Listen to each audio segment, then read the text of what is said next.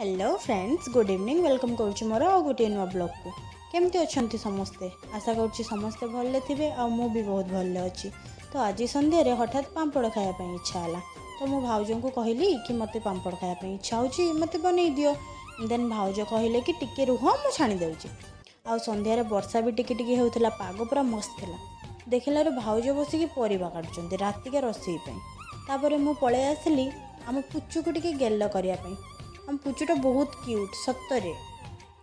तापर देखिली मो बड़ माँ बसिक मोबाइल देखुले आती बेले भाउज जो शुणिले वीडियो यूट्यूब रे छड़ा हम सी टी आसिक पोज देदेले कहले देखा देखो मत टे देखाओ कैमेरा रे देखु केमती खाऊँ भाउज जमती केबे खाई नथिले।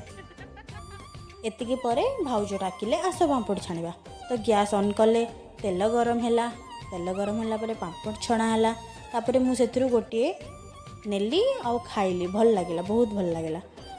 तो आजिका एतिकी देखा नेक्स्ट वीडियो रे समस्ते भले थे वीडियो भल लगे लाइक कमेंट शेयर करदे आउ चैनल को सब्सक्राइब करी मते सपोर्ट करते।